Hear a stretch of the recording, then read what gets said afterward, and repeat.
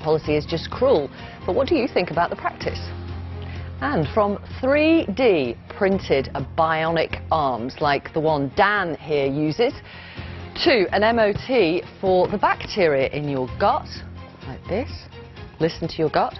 We find out about the tech innovations which could be transforming your life in 2019.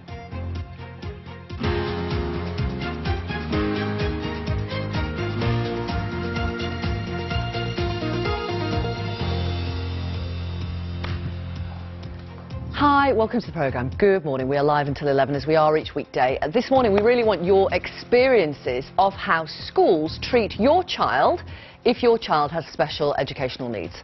A report today saying that thousands of such children are being off-rolled. Effectively, head teachers suggesting that the pupil should be educated elsewhere. So what is your experience? How is your child, if they have special educational needs, been treated at mainstream school? Do get in touch. Use the hashtag Victoria Live. You can send us an email, victoria@bbc.co.uk, and if you want to take part in that conversation, do put your phone number in your message. If you're texting, you'll be charged at the standard network rate. First, let's bring you a summary of the day's news. Here's Anita. Thank you, Victoria. Good morning. A top European law officer says the UK should be able to unilaterally cancel its withdrawal from the EU. The non-binding opinion was delivered by the European Court of Justice's Advocate General in the past couple of hours. A group of Scottish politicians whether the UK can cancel Brexit without the consent of other member states. The Court of Justice will deliver its final ruling at a later date. Meanwhile, Theresa May will make the case for her Brexit withdrawal deal to the Commons this lunchtime, opening a 5-day debate on the issue. But first, MPs will vote on whether her ministers are in contempt of Parliament for failing to provide full legal advice on the withdrawal agreement. The Speaker, John Bercow, said there was an arguable case that a contempt of Parliament has been committed. The Transport Secretary, Chris Grayling, should take some responsibility for the chaos around the introduction of new rail timetables earlier this year, according to a report by MPs. Mr Grayling has apologised for the disruption faced by hundreds of thousands of passengers on Northern and Govia Thameslink routes in May, but has said he was given reassurance by train company bosses only days before. The Transport Select Committee says genuine change is now needed to restore trust in the railways. The group that represents rail operators in Britain said lessons had been learned. We need to look at the plumbing of the industry, how the architecture is working, because clearly it's not working for passengers. So we welcome this government review that's going to be carrying on for about a year, but we know that passengers can't wait for the results of that review, that we as an industry have to act to make sure that what happened in May doesn't happen again. More than 4,000 children in England with special educational needs and disabilities were not given the support they needed at school last year, according to Ofsted's Chief Inspector. The regulator's annual report, which is published today, describes the failure as a national scandal. The Department for Education says it's working to improve standards with a new inspection framework. And you can hear Victoria's interview with Ofsted's Chief Inspector, Amanda Spielman, in the next half hour. Reports suggest President Macron's government is preparing to suspend planned tax rises on fuel in France after a wave of sometimes violent protests across the country. The increases had been due to come into effect at the start of January. 3 people have died since the unrest began more than a fortnight ago. The demonstrators, led by the so-called Yellow Vests movement, are angry about the rising cost of living in France. The body of President George Bush Sr. is lying in state in the Capitol Rotunda in Washington. It follows a ceremony attended by the Bush family and senior political figures, including President Trump. There'll be a state funeral for Mr. Bush on Wednesday. Then his body will be flown back to Texas, where he will be buried on Thursday. Michelle Obama has said she still has what she called imposter syndrome, despite her 8 years as America's First Lady. Speaking during an event in London last night to promote her memoirs, she said she kept feeling she had something to prove because of the colour of her skin. She also told the audience how the Queen had dismissed royal protocol as rubbish when the Obamas visited Windsor Castle. And that's a summary of our main stories today. Back to you, Victoria. Thank you very much. Good morning. Do get in touch with us through the morning. Use the hashtag Victoria Live. You can send us an email. There's WhatsApp and Facebook and text as well. First this morning, this programme has been told exclusively that hundreds of children and young people, many of whom were born and have grown up here in the UK, are being denied British citizenship because they are supposedly not of good character. If a child aged 10 or older comes into contact with the criminal justice system, even for petty crimes or school fights, the Home Office can refuse citizenship. Our reporter Anna Collinson has the exclusive story. They were born here, grew up here, their life is here. But for hundreds of children, the place they call home is rejecting them. Some are even being forced to leave. We're waiting to meet someone who's very scared about their future. She agreed to speak to us on the condition that we didn't reveal who she was. So we've changed her name, we've revoiced her words, and we've met here in this secret location somewhere in the UK. Carla has been denied British citizenship because the government decided she was not of good character. Sorry.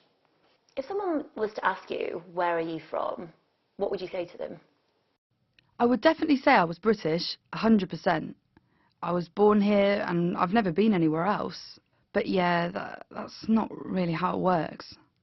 I didn't have a good relationship with my family, so when I was a teenager, I used to roam about. I was into clothes and makeup, but I didn't have any money, so between the ages of 13 and 15, I got arrested several times for shoplifting. When you feel like you don't have a home and don't have people that care about you, you just don't value yourself or your future. Things got better when I went into care. I even went to university. After university, Carla went into full-time employment and has been working ever since. So a few years ago, I tried to apply for a British passport so I could go abroad for the first time. But the Home Office sent me a letter saying I didn't have British citizenship and I needed to apply for it. A year later, I got a letter saying my request had been declined because apparently I'm not of good character. The letter didn't go into much detail, but it looks like my offences from years ago and not including them in my application are why. I felt so sad and angry and confused. I was too embarrassed to tell anyone. I just felt so alone. The age of criminal responsibility is 10 and you were older when you committed those crimes. What do you say to that? I totally accept responsibility. It was just a few silly mistakes and I've been punished for them. I did community service and I had to pay loads of money in fines. I feel so completely removed from that lost, sad 13-year-old. I'm in my 20s, I have a good job and I'm a good person. It's been a huge price to pay, and until I get my citizenship, I will feel like I'm being punished for it. It used to be that if you were born in Britain, you were automatically British. But in 1981, the British Nationality Act removed that right. Parliament, though, said it would ensure that children who were born or grew up in the UK would still be recognised as British citizens. But in 2006, the good character test was extended to include children. It meant if anyone aged 10 or older came into contact with the criminal justice system, their citizenship rights could be blocked. This programme has been told school fights, petty theft and a caution have all been reasons for a refusal. If you're a British citizen, you have the right to study, work and live in the UK. You can also access state services and benefits. If you're denied it though, you risk deportation. We've come to meet a lawyer who began looking into this area in her time in 2012. She expected it would last a couple of months, but 6 years on and the cases keep coming. The clients are always vulnerable and often have spent time in care or have learning difficulties. We had an 11-year-old, for instance, who took a card at his foster parents' home and bought something on the internet, and the foster parent then called the police, and this child was given a caution. The children that we have seen and the children who have called in, or the parents that called in, have all been from the black and brown minority groups. You are applying a good character test to a child with a right to citizenship, and you're treating them like you treat an adult migrant. That is fundamentally wrong. Race equality think tank, the Runnymede Trust and Amnesty International have joined forces with Solange to call on the government to scrap the good character test. They say it's affected more than 500 people and call it Windrush for children. What would you say to people who are watching this programme who would say these children broke the law and this is how the system works and they just have to deal with it? The idea that one child born in this country gets exiled to a place they've never been, while another is only dealt with by the criminal justice system and has opportunities to rehabilitate, is shocking. And you add to the fact that the children we're talking about, they go through the criminal justice system too. In 2017, a damning report by the Chief Inspector for Borders and Immigration revealed his concerns about the good character requirement. The government accepted his recommendations and promised to publish new guidance in December 2017. A year later, and we're still waiting. The Home Office declined to speak to us, but said in a statement its revised guidance will be published soon. Also said its guidance will make it clear that a child's best interests must be a primary consideration when making decisions, and discretion can be exercised. Carla is now getting legal help to apply for another form of British citizenship. Campaigners say it can be such a lengthy and draining experience, a lot just give up. I do think this is a racist system. I know for a fact this wouldn't be happening to me if my parents were British. When you say British, what do you mean by that? Do you mean white? Yeah. If I was white, I could have done everything I did and more and still be granted a passport. I have thought about what it would feel like to finally become a British citizen quite a lot. It would probably be the happiest moment of my life. But once that wore off, I would start to feel resentment for everything that's happened. It could be hard to explain to people what it's like not having a status. I guess I feel isolated and trapped and anxious about my future. I've missed out on getting to work abroad. You also don't want to tell anyone about your past because you're not sure how they'll react, particularly an employer. I still see myself as British, but this process has done everything it can to make me feel like I don't belong here. Let's talk now to Jackie Broadhead from Oxford University. She has researched the effects of government policies like this one in terms of diversity and inclusion. Also with us, Dr. Louise Theodosiou, who is a consultant psychiatrist from the Royal College of Psychiatrists. Welcome, both of you. Jackie Broadhead, first of all, what do you think about the government applying the good character test to children who want British citizenship? Well, I think what's so unusual about this policy is that children are treated in the same way as adults. In most other areas of policy, we don't expect to see some differentiation, or at the very least, some kind of specific guidance that really put at its heart the best interests of the child, and that's what we would see within social services, within all different types of policy. So it's quite unusual not to see it for something as significant as deciding whether a child should have British citizenship or not. Dr. Theodosiou, you're a consultant child psychiatrist. Do you think a child who shoplifts should be treated differently to an adult when it comes to citizenship? Absolutely. I think that we know that childhood is a very different time to adulthood. Children are different developmentally. They don't have the same ability to reflect on their actions, and they're still learning. So they should definitely be treated differently to adults. So in that sense, you mean they should not be failing these good character tests for coming into contact with the criminal justice system? I think it's a very tricky area, but I think what we know is that childhood is a very different time and that children need to be treated differently to adults in terms of these tests. Jackie, is this about two bits of legislation sort of coming together and butting up against each other? I think it's partly that there's immigration law on the one side, and then there are considerations about the best interests of the child. But I also think that there are decisions that are being made by the Home Office. So the changes in law that were mentioned within your report, from the original intentions of the 1981 and 2006 Acts to how they're being applied today, which is much more expansively perhaps than they might have been intended when the good character test was introduced as a way of excluding people from British citizenship who might have committed quite serious crimes, down to applying it to children and using it for some of the quite minor instances that you identified in the report. And can you see any rationale for treating children and adults the same when it comes to this? I think it's difficult to see that rationale. I think at the very least the case would be made, as the Chief Inspector made in his 2017 report, to have some specific guidance. So if you were going to apply the good character assessment, you would have some specific guidance for children. But I think there is a case for saying that it's inappropriate for it to be applied at all, even where there can be a case for it to be applied to adults. How might, Louise, a child's mental health be affected if they were told they'd failed this good character test? I think it's likely to impact on your emotional well-being. It's likely to impact on your self-esteem. We've heard from the very sad case of Carla about how long the process took. So we're talking about children being placed in periods of long anxiety, feeling guilty, feeling self-conscious, feeling as if they're carrying a secret they can't share with other people. That's going to impact on your self-esteem and your well-being. The Home Office says the age of criminal responsibility is 10. So if they have broken the law, and I accept that some of these were school fights, for example, but if they have actually broken the law, then they should be punished, shouldn't they?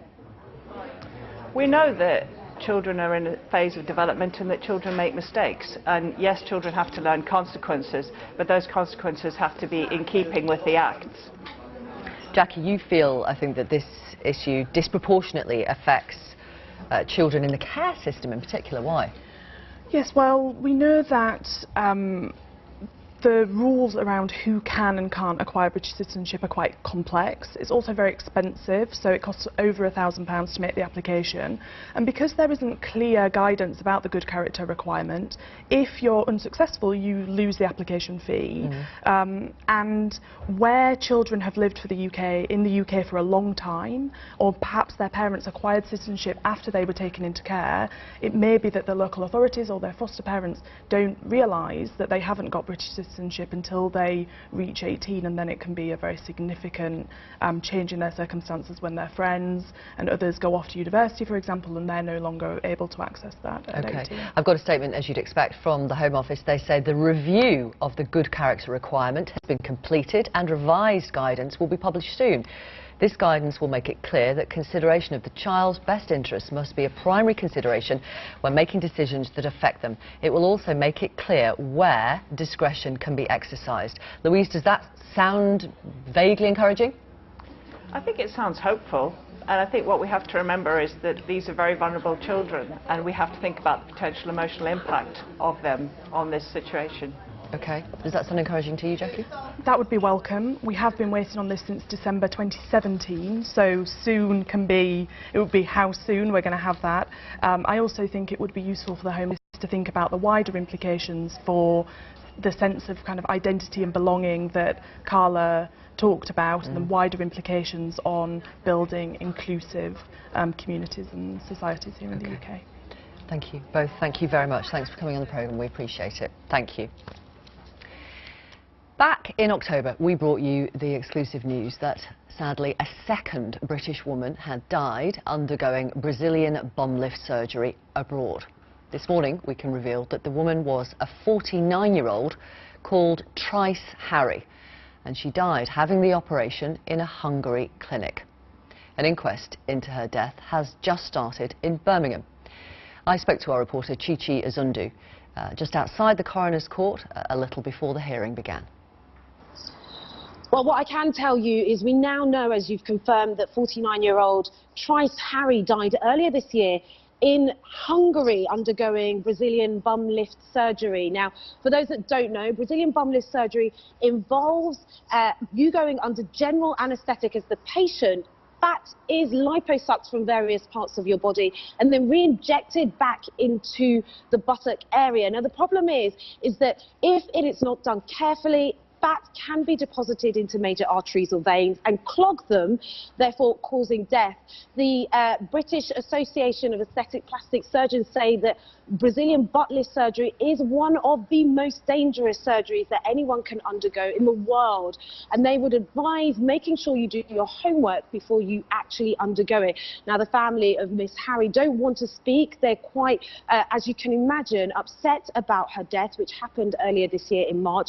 Earlier as well, we found out this year that 29-year-old Leah Cambridge died undergoing the same type of surgery, but in Turkey. Why is it so popular when there are such risks? Well, it is the social media effect. It's the Kim Kardashian effect, if you like. We don't know that she's actually undergone Brazilian butt lift surgery, but young women and some men actually want that shape. They want the hourglass shape.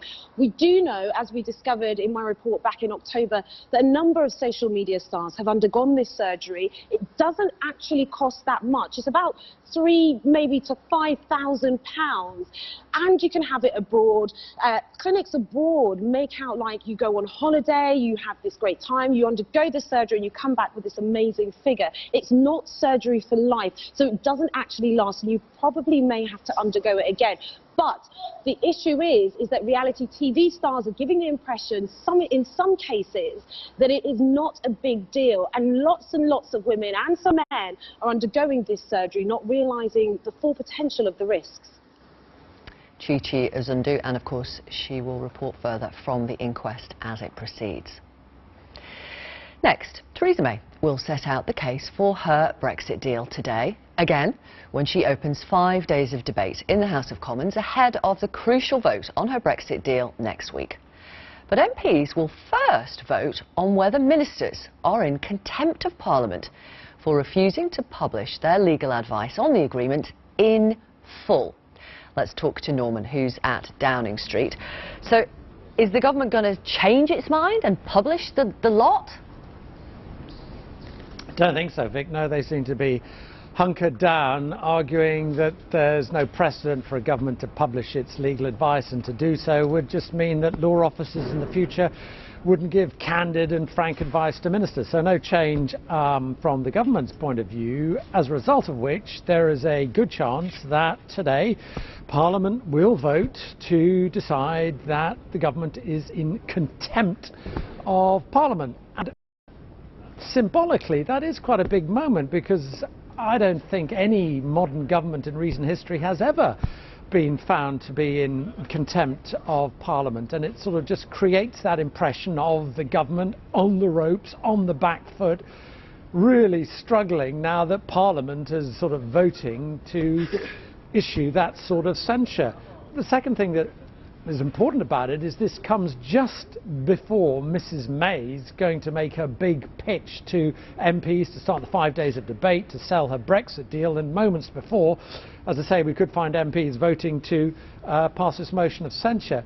And then the other thing which is kind of important about this is the way the votes might stack up. Already we're seeing the DUP, who, as we know, are Mrs May's sort of nominal parliamentary allies, saying, well, actually they're going to vote to censure the government. So they've pretty much called adrift from the government now, and you know, people will be thinking, well, if they lose that vote of censure, what chance have they got of winning the meaningful vote in a couple of weeks, in next Tuesday?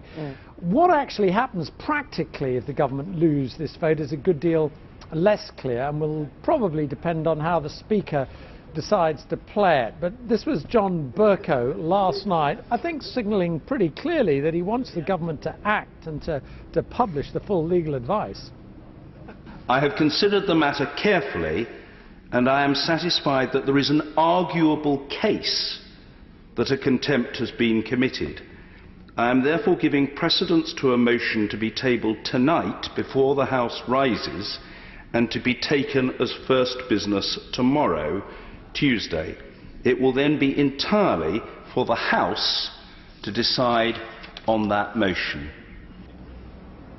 Now, that last sentence, it'll be entirely for the House to decide on that motion, that suggests that MPs could potentially seek to, I don't know, impose some sort of sanction on the Attorney General or take some sort of action against him. So far there is no sign of it, so it will be primarily a sort of symbolic blow for the government. But as I say, coming before that crucial debate and that crucial vote, hardly a great start.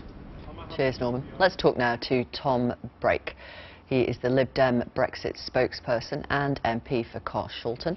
And at Westminster is Simon Hoare. He's the Conservative MP for North Dorset, and he's the Parliamentary Private Secretary to the Home Secretary. Thank you both for talking to us. Tom Brake, can you explain to people, many of whom are just trying to get ready for Christmas, and all they hear from Westminster is constant anger and hostility and confrontation, and it's a huge switch off. Can you explain to them why this contempt vote is important and they shouldn't switch off? Well, it's important because what has happened is that the House of Commons, so in other words Parliament, has demanded that the government provide the legal advice, and the Attorney General has not provided the full legal advice. What do you think is missing? He has, in effect, set out a summary, and we know from past cases, such as the Iraq War, when an Attorney General has set out a summary, later on, it is proven to be the case that that summary has rather cherry-picked key legal points to reinforce the government's case. OK, well, let me bring in Simon Hoare on that point. Do you accept that? The Attorney General, the government, well, how do you know he hasn't cherry-picked? Well, the premise that Tom is basing his analogy on is not a correct one. Peter Goldsmith, in his Iraq War legal opinion, was whether what the government was proposing to do at the time, Mr Blair's government was going to do at the time, was legal. Now, the attorney yesterday in the House of Commons made very clear that none of the advice he has given to the government is based upon whether something is legal or not. So to try and make this analogy that there is a link between this advice and the Iraq War advice... but the question still stands, Simon Hoare. How do you know he hasn't cherry-picked bits to back up the government's case? Well, yesterday, Geoffrey Cox stood up in the House of Commons... How do you know? ...for well over 2 hours, and he said, whatever your questions, ask me. I am the attorney to the House of Commons. Yes. Ask me your questions, and I will answer them. And my question, I'm going to ask again, Mr Hoare. I will give you the same answers that I put in my written advice to the government. So publish the lot then. So publish the lot. So what we actually saw yesterday was a parliamentary parlour game with people who are trying to frustrate or undermine the democratic process of the referendum by turning around and turning this into a bit of a game on process and not on substance. This is how the public sees it. It's a game. If you're being honest, you're simply all about making trouble for the government. Well, no, what we're about is making sure that Parliament, and after all, Parliament is supposed to be sovereign, when it demands of a minister to provide some documents, that he provides them, and the Attorney General has refused to do so. And why does this matter? This matters because the government now have a record of disregarding Parliament's position, votes taking place in Parliament where the government are very heavily defeated, where they refuse to take on and in those votes. Was there any question that the Attorney General didn't answer yesterday? Well, the trouble is, of course, we don't have the full legal advice, so we can't know what questions we didn't ask him, which might have been prompted by that legal advice. And why it matters is because hand on heart, do you think he is hiding something? Well, I think he gave a very theatrical performance. He could have... Do you think he's hiding something? Well, we won't know until that evidence is published, but we do know the precedent is that Attorney Generals have presented the evidence in the best possible light to reinforce that case, and I'm afraid nothing Simon Hoare has just said dispels the idea that perhaps that's what's happened in this case. Can I ask you, Simon Hoare, we're however many days out from Mrs May's vote next Tuesday, it wouldn't seem that the Prime Minister is succeeding in persuading some of those almost 100 Conservative MPs who've publicly said they'll vote against her deal in changing their minds. I want to ask you, should she postpone the vote and go back to Brussels, try and tweak something, perhaps to do with the hated backstop, and then bring it before Parliament? No, I think the country is now wanting us to move forward on this and to test this deal in Parliament. I'm actually a little bit more optimistic, Victoria, than you are. I actually think that we can still... I haven't expressed an opinion. I'm just saying that 100 Conservative MPs have publicly said they're going to vote against it. I still think that this vote can be won, because when colleagues look at the amendments which the Labour and other opposition parties have tabled to the deal, then it's very clear that what they are trying to do is not to get a better deal. They are trying to frustrate the will of the people and to stop this Brexit process. At least they're now being honest about it in black and white. I think what is now being made very clear from the European Union is that this is a good deal, as far as both sides of the Channel are concerned, to be supported. The problem is, and if you look at this process over the years, when one so-called big, important issue is dealt with, people then move the goalposts and go and find something else which they find to be unpalatable. I think this is a deal which works, it delivers on the referendum result, and we should support it. Tom Brake, could she win? I don't think there's any prospect at all that she would win, and that's why the discussion we've just had about how she responds to votes on the amendments matters, because if amendments are passed and the government simply say, well, thank you, Parliament, for setting that out, but we're not going to take any notice, then we have a fundamental constitutional crisis on our hands. Thank you both. Thank you very much for coming on the programme. We appreciate it. Pleasure. Lib Dem Tom Brake and Conservative Simon Hoare. Thank you.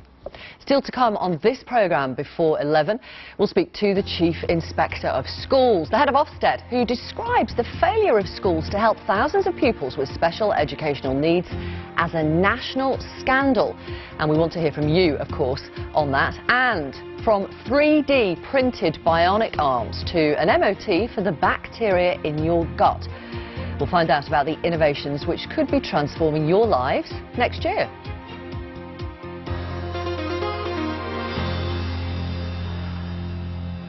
Let's talk then about that national scandal. Ofsted say that's what it is, that thousands of children in England are missing out on key support for diagnosed special educational needs in their schools. In a new report, the Chief Inspector of England's schools, Amanda Spielsman, said just over 2,000 kids with official education, health and care plans are receiving no help at all.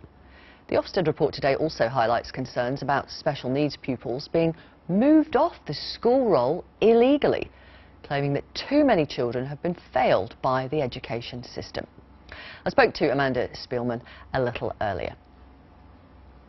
These are children who've typically had a very long wait even to get a diagnosis. Autism at the moment, it can be 2 years to get a diagnosis, and then after you've been through all that, still not to get the support you need. To have thousands of children still waiting, even after that long trek through to get a diagnosis, that is a scandal. So what impact is that having on their education and their life outcomes? These are often the children with the most serious and most complex problems. So without the right kind of support, they can really struggle even to get through the basics, things like learning to read. They may not be able to get to the same place as other children, so that scars their educational trajectory after that. You also point out in your report today that children with special educational needs are 5 times more likely to be excluded than their counterparts. Why? Well, remember, a lot of statements are for behavioural problems, and some complex conditions like autism we know have an effect on children's behaviour as well. These are children who it is harder to manage, harder to have them do well at school. And if you don't have the support there, if you don't have the support lined up, then it's even harder. So it makes it more likely that they will fall out. You also look into something called off-rolling. Yes. Explain to our audience what that is and why it can be damaging to children. Off-rolling isn't proper exclusions done through the correct process with the interests of children properly considered. It's illegal or unethical removal of children from school rolls, where parents are encouraged to take their children away to avoid an exclusion, where they're encouraged to have a go at home educating when that isn't really what they want to do or what they're competent to do. It's when this happens fundamentally for reasons that aren't about the interests of the child. Why would schools do it then? Well, we know that performance tables put a lot of pressure on schools, or make schools feel they're under a lot of pressure. We can see that a lot of these departures are at times very close to the date that pupil will start to count in performance tables. So we do see patterns that suggest that performance tables above all drive this. But it's legal. What do you think then of heads who do this? We're really concerned about it. That's why we've done a lot of analytical work to identify the schools that have got these patterns of departures that could be off-rolling, so that our inspectors ask the right questions, and they've already started doing that. In a number of inspections, very recent inspections that I know of since we've started using this data, some tough conversations have been had. Right, but what you're saying is the head teachers are lawbreakers. They are saying that parents are often withdrawing their children to be home educated. It is a question on what kind of conversation, what kind of moral pressure has been exerted on parents to induce them to withdraw children often. So we're talking about a grey area here. We're not talking about a clear breach of the law. We're talking about soft and fuzzy stuff, but clearly unethical. Yes. You've got some figures which I'm going to quote for our audience today. You found that between January 2016 and January 2017, 19,000 pupils dropped off school rolls between years 10 and 11. That's 4% of all year 10 pupils. And around half of that number so nearly 10,000 actually, did not appear on the roll of another state-funded school. Now, they could be being home educated, they could have gone to a private school, but why are you so concerned about that then? Because the numbers of children who are disappearing at this point, first of all, it's abnormal to disappear at this point at all, halfway through GCSE course. Half of them are not reappearing on any state roll. Some of them could be in private alternative provision that's not registered or inspected, but if so, these are the children with the biggest problems, probably, biggest academic problems, biggest social problems, so we should want to know where they are and be comfortable that they're being well looked after. So we don't know where these children are? We don't know where they are. How can that be? Because we're a very permissive country, and we do not have any registration requirement for children who are home educated, so by default, local authorities don't know where children are. Local authorities, how much does it come down to funding, particularly for children with special educational needs? Councils have said for the past few years they don't have enough money, and the number of children with special educational needs is rising. Some of it may come down to money, but it's really important to remember that doing things promptly saves money in the long run. Each time, so for example, if you have delays in diagnosis, each time somebody touches a file, that adds more cost, but it doesn't do anything actually to help the child. So the more efficient services are, the faster they process cases and diagnose, probably the less it costs the local authority, and it certainly saves the education system money overall in the long term. I want to ask you about something else which is also an issue for you, which you're hearing about in primary schools, which is children turning up for reception, so the very first year, age 4 to 5 of primary school, and they are wearing nappies. Yes. It's happening, you say? It's happening in a large number of schools, and there is a real awareness of this. Since I started talking about this, the number of messages I've had, the response has been just overwhelming. And it really is something about that sense of parental responsibility. It is important. Children should come to school able to take their coats on and off, do their shoes up, and use the toilet. When they can't do that, more and more teacher time is getting sucked into doing things that really it's part of a parent's job to teach a child to do. Well, let's talk now to Jane, whose primary school age daughter has autism and has been out of school for a year, and Lorraine Dormand, who is principal at the National Autism Society's Robert Ogden School in South Yorkshire. Welcome both of you. Thank you very much for coming on the programme. Jane, tell us about your daughter's complex needs and what it's led to. My daughter has autism. She was diagnosed at 5. She now has the PDA features added onto that diagnosis, so she has a high anxiety need to be in control. She went to a SEN unit within mainstream in year 3 because it was found that she wasn't coping in mainstream and she needed more support. 6 months in, we found that she wasn't coping with the school environment. Even though it was smaller classes, she couldn't engage in her learning because everything is a demand. So at an emergency annual review, we were told that the school would concentrate on her well-being rather than academics. 6 months later, it was found that my daughter was taking control of the whole school unit.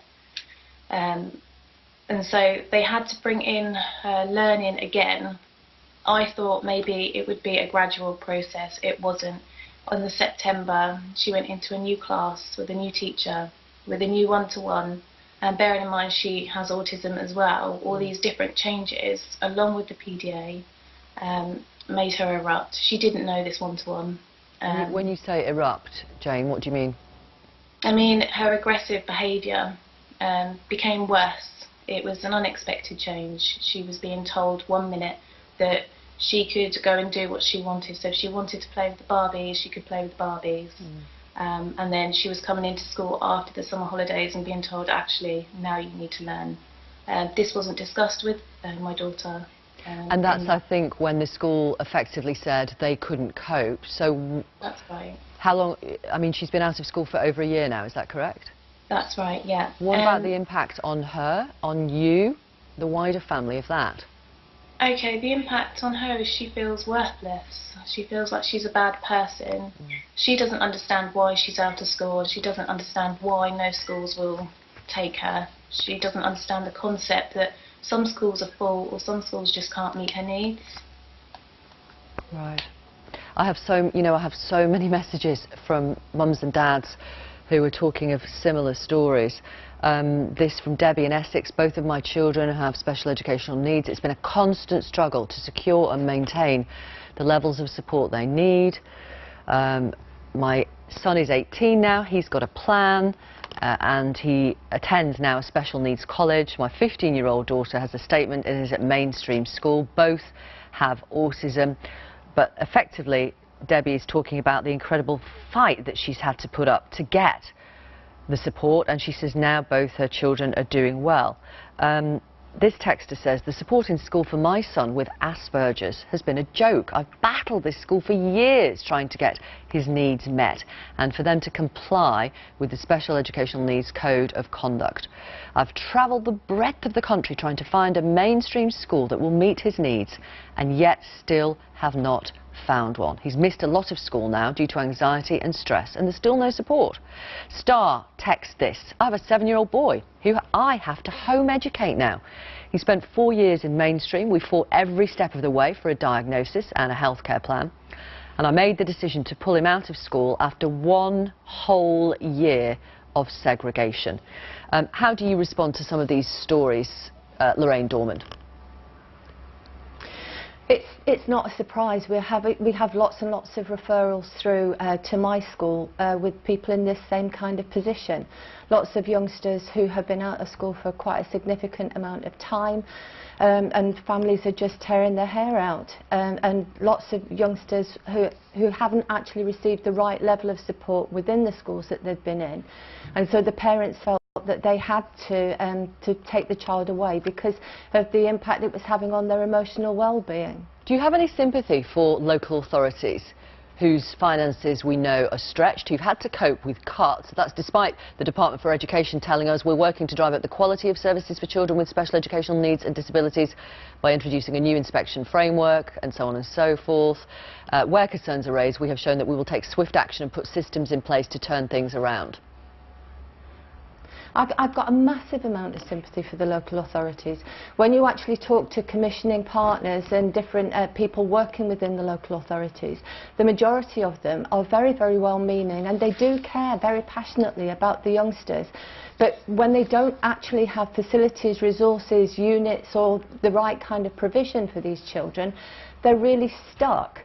But I think one of the other issues that has to be addressed, I know that the National Autistic Society is pushing for an autism and education strategy, because one of the things that's really difficult for children with autism and any other kind of special educational need is the fact that the schools need more support to actually understand the condition, the disability, and to be able to make those lots and lots of different small adaptations to ease the rules a little bit, to just look more holistically at the child instead of trying to ram the child into the traditional routines that they have in place. Let me read this from one mum. My son has now missed around 4 years of education.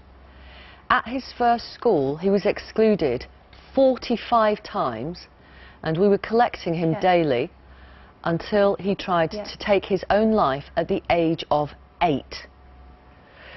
The school could not meet his... The school, I mean, it goes on, the school couldn't meet his needs. He was eventually sectioned. Finally, she says, we've lost all trust and faith now in the system, and home tutoring is the only way forward, but he wants the social interaction with friends, which he's never going to have. I mean, that is just astonishing. But it's astonishing, it's horrible, but it's not unusual. It's something that we hear regularly. And sometimes the incidents that are being reported can really be quite trivial, but they fly in the face of the rules and the ways that schools are set up to work. Okay. I think one of the key things for me is the fact that the school leaders need to actually have a greater understanding of autism so that they can actually bend and twist and shape themselves to adapt to the needs of these very complex youngsters. Jane, I wonder what you feel is the future for your daughter. We don't know. We feel like we're in limbo. Nobody really says anything. The last I heard, it could be another year before she's found a school. The problem that we have is she lost her school placement at the beginning of year 5, so she's missed the whole of year 5. And now because she's halfway through year 6, it would be unfair for her to start halfway through year 6 and then have to do another transition to secondary. So my hope is that she goes to an independent school, which will go from about 5 years right up to 19, so she doesn't have to do those transitions, and so that we can get her into school as soon as possible. Okay. Well, I wish you... Sorry, Jane, I was just going to say I wish you all the best for your daughter, and I hope that happens. And thank you so much for talking to us. We really appreciate it. Thank you very much. Thank Lorraine, you. thanks for coming on the programme. Thank you for your time today. We appreciate it. Thank you. You're welcome. Thank you. Thank you. Thank you. Next, a story about sexism in football. Shock horror. Lyon and Norway footballer Ada Hegerberg had just won the inaugural Women's Ballon d'Or award given to the world's best footballer when the host, DJ Martin Solveig, asked her if she could twerk. The award, as you do, the award voted for by journalists recognises the best players in the world. And this is the first time they had given an award to the best female player. Let's take a look at that moment.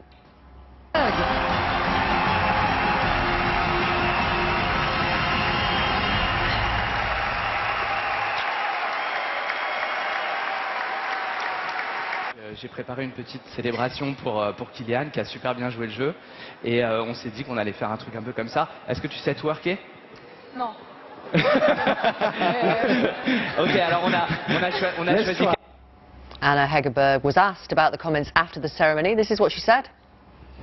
He came to me after and he was really sad that it went that way. I didn't think about it in that moment. I didn't consider it as a sexual harassment or anything. I was just happy to get a dance and celebrate winning the Ballon d'Or, to be honest.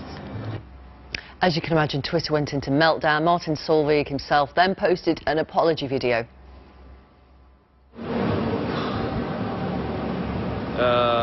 Well, guys, I'm a little bit amazed, astonished by what I'm reading on the internet. I, of course, didn't want to offend anyone.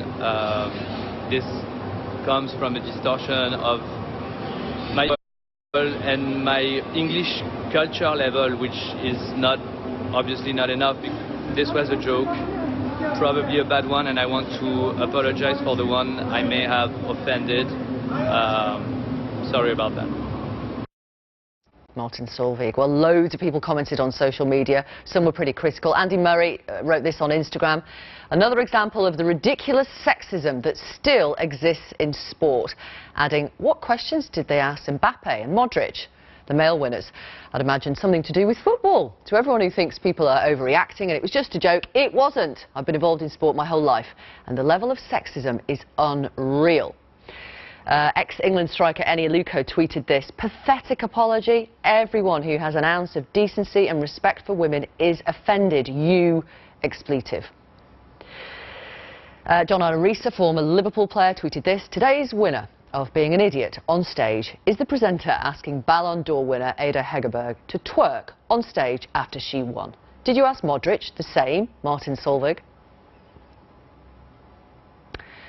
Right, what is the technology shaping your future? Well, the Global Innovation Foundation, Nesta, have come up with 10 developments in tech, health and society, which they predict will start to reshape your world as soon as next year. Among their predictions are warnings about deep fake videos, a suggestion that robot lawyers will become mainstream, and that testing your gut bacteria at home will be all the rage. You heard it here first. Let's speak to Celia Hannon, who is Director of Explorations at Nesta, which has made these predictions. Good morning. Good morning.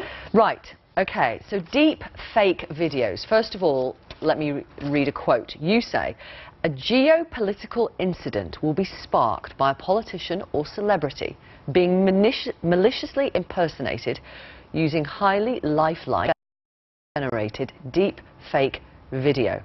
Which sounds incredible, actually, and quite exciting, I have to say. But explain what deep fake videos are. Sure. So deep fakes are when people use artificial intelligence to generate these audio or video material of an individual appearing to say or do something that they didn't actually say or do. I think we might have one which we're going to show in a moment, I hope. Okay. But do carry on. The issue here is that obviously we're used to seeing computer-generated material in blockbuster films, but this type of material might surround us in our everyday lives and actually might be intended to deceive us. Okay, let's have a quick look. Have a look at this. Thinking about my full-time employees and their ability to survive on $8 an hour in New York City. And foremost in all of our minds has been the loss and the grief felt by the people of Orlando. Most of us don't get our health care through the marketplace. We get it through our job or through Medicare or Medicaid. And what you should know is that thanks to the Affordable Care Act, your coverage is better today than it was before. Women can get free checkups, and you can't get charged more just for being a woman. To give his employees work together to pass a common, there's a bill that would boost America's very, very hard times. Some progress, at least within the small confines of the legal community. I think it's real important. Here we go. President Barack Obama, when you're giving a speech, make sure you use a lot of pauses. Okay, that's the kind of thing you're talking about. Yeah, exactly. And at the moment, a lot of the examples are quite obvious or innocuous. I mean, I don't want to scare you, but a news company in China has created an AI news anchor. Which oh, yes, no, we've played it on the news channel, absolutely. Exactly. That didn't scare me, I have to say. Good, good. So at this point, actually, it's quite easy to check which are fake and which are real. How can it be used maliciously? That's the key, isn't it? Yeah, so that's really the prediction, that we're going to see it being weaponized against celebrities and other public figures like politicians, as we've seen there. And that's where it could get quite scary, because actually if a politician seemed to be making quite an inflammatory statement which was believed, then it could spark a diplomatic incident, and that's why we need to really be watchful about how this technology develops. Okay. So how would we spot a deep fake video? Well, there is a bit of a technology arms race to get better at spotting these types of videos. So we can tell, for example, whether or not a subject is blinking enough and whether they look sufficiently human. But also it's about public awareness, and it's about developing more sophisticated ways of legitimizing those videos which are authentic. Okay. Right, let's bring in Dan Melville, who uses a 3D printed bionic arm. That's an example of assistive technology, and Ludwig Bull, who has designed a robo-lawyer that uses artificial intelligence. Two of the predictions from Celia. Come over here, Celia. Come to this part of our studio. It's very nice. Hello, hello. Thank you for coming on the programme. So this is one of the predictions, this kind of technology that you say more of us will be using from next year. Dan, tell us how this works for you. So this is, as you stated, is a 3D printed prosthetic arm. It's quite similar to a myoelectric, so it uses the pulses in my muscles to open and close. And this is my own personalised one, so I've actually brought my own covers to show off today. So, okay. Yeah. And how much would that cost compared to a sort of conventional prosthetic arm? So this one's just a fraction under 10 grand, but compared to the ones that are like 50 grand, it does exactly the same kind of thing. So it's a massive difference in pricing and does the same thing. Absolutely. Difference to your life of this? Yeah, I mean, I was saying just before we came on that I used to wear the sort of standard prosthetics growing up, but I didn't really like them very much, and I kind of fell out with them, and then for many years I sort of just didn't know what I wanted to do, and then came Open Bionics, and I was like, I really like the idea of a low-cost prosthetic bionic arm, and here I am talking to you about it now. So, yeah. And it's the 3D printing aspect, Celia, which means more people, although £10,000 is still very, very expensive, it makes it more accessible. Well, actually, there's a host of new technological developments which are really changing the face of what's possible with assistive technologies. So 3D printing is one, but we're also seeing technologies like eye gaze technology. So if you're in a wheelchair, you might be able to direct your wheelchair depending on where you're looking, or use sensors to avoid so many collisions with other objects. So that's really driving down some of the costs potentially and making them more widely accessible. Ludwig, robo-lawyers, hello. Hi. Are you a lawyer yourself? I have a legal background, yeah. Okay. So robo-lawyers will enter the mainstream according to people like Celia. What have you designed? Right, so we at CourtQuant are actually a litigation risk analysis company. So we're not there yet where we're going to completely automate the legal profession, but we're going to start enhancing it, right? So what we do is we help you predict the outcome of a case before you even go to court. We help you figure out how long it's going to take and how much it's going to cost. So what have you come up with, an app? It's a website, right? We sell this mostly to insurance companies and litigation funders to help them understand risk in the cases that they insure and fund. But down the line, right, I think this was a really interesting point about bringing down the cost. Down the line, this is something that should be available to everyone, because access to justice is a huge problem, right? And it's also a problem because there are tons of people in the UK that have a right to bring a claim, but they don't know that. Right. And they don't know that. And it could be from suing your employer to disputing a parking fine. Exactly, right? It could be a huge multi-million-pound litigation, or it can be £10,000 for just a breach of contract, right? And we need to help those people understand that they have a right. Right. So why wouldn't they just go to a human being, a lawyer? Because that's already quite expensive, right? And sometimes it's just not worth it for small claims, right?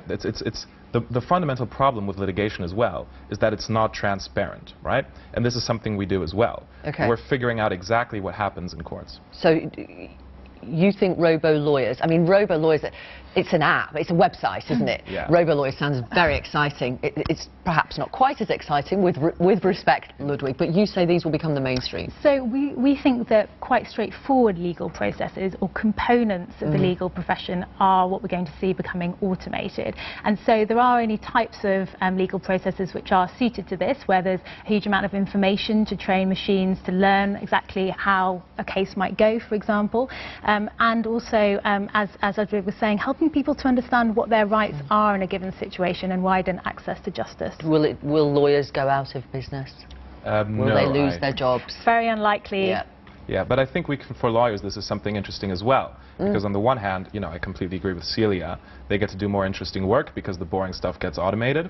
And on the other hand, they get to learn more about the law as well. Okay. Because when you apply big data techniques to tons of legal data, you find some really interesting things that you might not have expected. Okay, I've barely had time to mention the bacteria gut testing kit. Literally, you've got 30 seconds, Celia. You say this is going to be mainstream as well? So we've already cottoned on to health trackers and Fitbits.